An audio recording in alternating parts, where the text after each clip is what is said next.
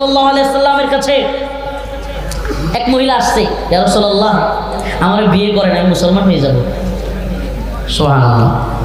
আল্লাহ রাসূল সাল্লাল্লাহু আলাইহি সাল্লাম একাধিক বিয়ে করার পিছনে এটা সবচেয়ে বড় কারণ ছিল একটা, যে মহিলারা এসে দাবি করতো, ইয়া রাসূলুল্লাহ আমার বিয়ে করলে আমি কি হব? মুসলমান হয়ে যাব। নবীর বউ হওয়ার খুব আশা। আল্লাহ রাসূল সাল্লাল্লাহু আলাইহি সাল্লাম মুখ ফিরিয়ে নিলেন, আবার বলল, ইয়া রাসূলুল্লাহ আমার বিয়ে করেন, আমি মুসলমান হয়ে যাব। রাসূলুল্লাহ সাল্লাল্লাহু আলাইহি সাল্লাম আবারও মুখ ফিরিয়ে নিলেন। তৃতীয়বার বলল, পাশ থেকে এক সাহাবী, আল্লাহর রাসূল সাল্লাল্লাহু আলাইহি সাল্লামের এক সাহাবী বলে বসলেন, ইয়া রাসূলুল্লাহ সুন্দরী মহিলা, আপনি যদি বিয়ে না করতে চান আমার সাথে বিয়ে দিয়ে দেন। সুবহানাল্লাহ বলবেন না? সাহাবী আল্লাহর নবীকে বললেন, ইয়া রাসূলুল্লাহ সুন্দরী মহিলা, আপনি যদি বিয়ে না করেন আমার সাথে বিয়ে দিয়ে দেন। রাসূলুল্লাহ সাল্লাল্লাহু আলাইহি সাল্লাম বললেন, তুমি যে বিয়ে করবা মহারানা কি আছে, স্বর্ণের কিছু আছে? কই ইয়া রাসূলুল্লাহ আমি গরিব, নাই। কই রূপা? কই নাই। কই তামা কিংবা বিভিন্ন কোনো মুদ্রা হইলেই হবে? ইয়া রাসূলুল্লাহ আপনি তো জানেন আমি আরবের সবচাইতে গরিব, আমার কাছে কিছুই নাই। আল্লাহ রাসূল জিজ্ঞেস করলেন, তুমি কি সূরা পারো? সূরা, কোরআনের সূরা পারো তুমি?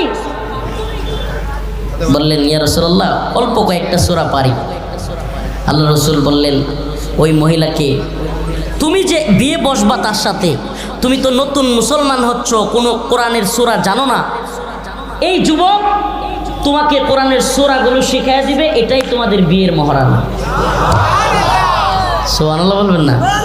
বানিয়ে বলছি না, হাদিস। এখনই মোবাইল আছে, অ্যান্ড্রয়েড মোবাইল এখন সকলের হাতে, পারলে সার্চ দিয়া আল্লাহ রাসূল সাল্লাল্লাহু আলাইহি ওয়াসাল্লামের হাদিসটা দেখে নেন। সুবহানাল্লাহি ওয়া বিহামদিহি। আল্লাহ রাসূল বিয়েটাকে কত সহজ করেছেন। আমি তো বলি, আমরা যদি চাই, আমরা যদি চাই, মেয়ের গার্ডিয়ানরা যদি চায়, ছেলের গার্ডিয়ানরা যদি চায়, আরে একই বাবা ছেলের ক্ষেত্রে খুঁজে কোন মেয়েটার বাপ বড় লোক, বেশি কিছু পাওয়া যাবে। আবার একই বাবা মেয়ে বিয়ে দেওয়ার সময় কেমনে কমায়া দেওয়া যাবে, কোন ছেলেটা বড় লোক, কিছুই দিতে হবে না। ঠিকই ঠিক না? এইটা কেন? আপনি যদি সমাজকে সহজ করতেন। আমি তো বলি সুবহানাল্লাহ, অবস্থান যদি না থাকে, আমার বক্তব্য হলো একেবারে সীমিত। আল্লাহ রাসূল বলেছেন ওলিমা করার জন্য, আউলিম বিহাদাশ শাত আউল বাকারা আউল গনাম। আল্লাহ রাসূল সাল্লাল্লাহু আলাইহি ওয়াসাল্লাম যেহেতু বলছেন ওলিমা করার কথা, সুন্নাহ, এই একটা বকরি জবাই করবেন, অল্প কিছু মানুষ যার যতটুকু অবস্থান দাওয়াত দিবেন, 5 কেজি 10 কেজি খেজুর ছিটায়া দিবেন, আর 10 দিরহাম পরিমাণ অল্প মহারানা ধার্য করবেন, ব্যাস বিয়ে শেষ। সুবহানাল্লাহ, কত সহজ না বিয়ে? এটা যদি আমরা চাই, এটা সহজ, যে অল্প কিছু মানুষ দাওয়াত দিবে, অল্প কিছু মানুষকে একটা বকরি জবাই করে, ছাগল জবাই করে খাওয়া দিবে, 5-10 কেজি খেজুর মসজিদে ছিটাইয়া দিবে, আর অল্প মহারানা 10 দিরহাম পরিমাণ অল্প মহারানা ধার্য করবে। সুবহানাল্লাহ, বিয়ে শেষ। আর যদি এটা করতে না পারেন, আজকে আমাদের মধ্যে আউযু বিল্লাহি মিনাশ শাইতানির রাজীম, আল্লাহ আমাদেরকে ক্ষমা করুক, যেই পরিমাণে গুনাহ আমরা করতেছি, যুবক বের হইতে পারতেছে না, যুবক ওয়াজ শুনে আল্লাহর দিকে ফিরে আসার চেষ্টা করে, কিন্তু আবার তার সেই আকাঙ্ক্ষা তৈরি হয়ে যায়, আবার সে ফোনের মধ্যে সেই খারাপ বিষয়গুলো দেখা শুরু করে। এভাবেই চলছে যুবকদের জিন্দেগি। সে চেষ্টা করে নামাজে দাঁড়াইতে, আর ওই সমস্ত বিষয়গুলো মনে চলে আসে। সে চেষ্টা করে আল্লাহর দিকে ফিরে আসতে, তার এক যুদ্ধ, কিন্তু তার যুদ্ধে সে জয়ী হতে পারছে না। এটা অনেক যুবকদের ঘটনা আমি বললাম। প্রিয় যুব সমাজ, তোমাদেরকে বলি, আল্লাহ পাক বলেছেন, ইল্লা মান তাবা ওয়া আমানা ওয়া আমিলা আমালান সালিহান, ইল্লা মান তাবা ওয়া আমানা ওয়া আমিলা আমালান সালিহান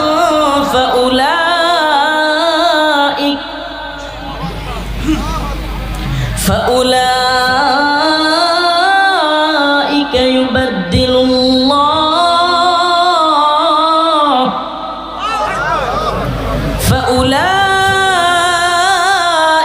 ইউবাদদিলুল্লাহু সাইয়্যাতিহিম হাসানাত।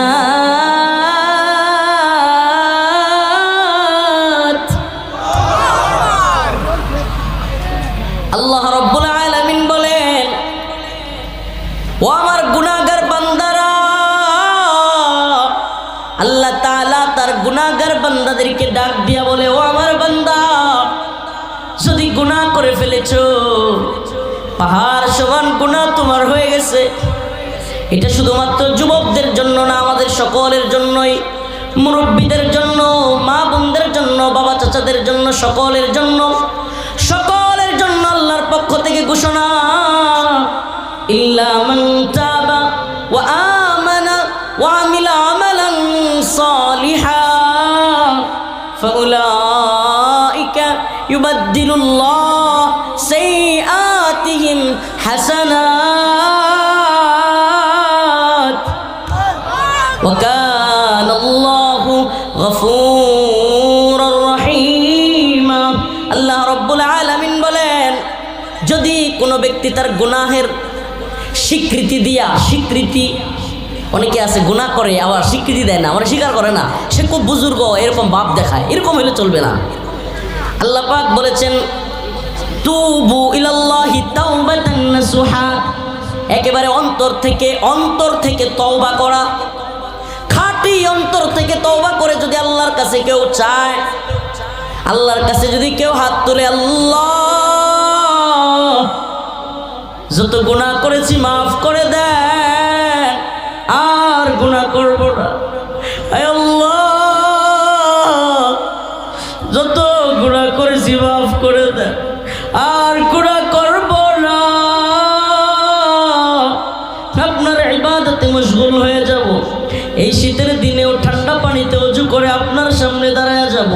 হে আল্লাহ, ওই যে গোপনে যত খারাপ কাজ করেছি, প্রকাশ্যে যত খারাপ কাজ করেছি, হে আল্লাহ সকল গুনাহ থেকে তাওবা করলাম।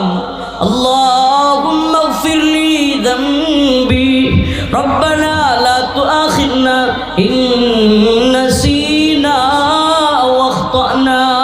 হে আল্লাহ রব্বানা, হে আমাদের প্রতিপালক, লা তুআখিযনা, আপনি আমাদেরকে পাকড়াও করিয়েন না, ধইরা ফেলিয়েন না।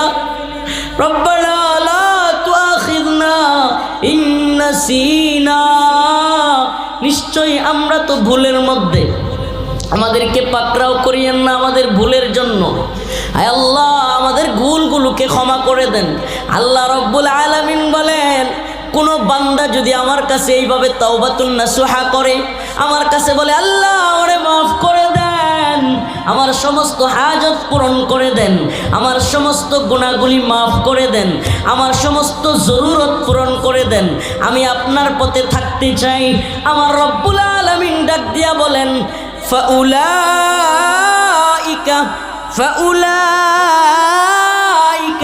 ইউবাদদিলুল্লাহু সাইয়্যাতিহিম হাসানাত। ও আমার বান্দা, একটা দুইটা না, 10টা না, 20টা না, 100 না, 1000 না, লক্ষ না, কোটি গুনাহ যদি কোনো বান্দা করে ফেলে, এভাবে অন্তর দিয়া যদি আল্লাহকে ডাক দেয়, আল্লাহ আর গুনাহ করব না, আমার মাওলা বলে, ফাউলাইকা ইউবাদদিলুল্লাহ,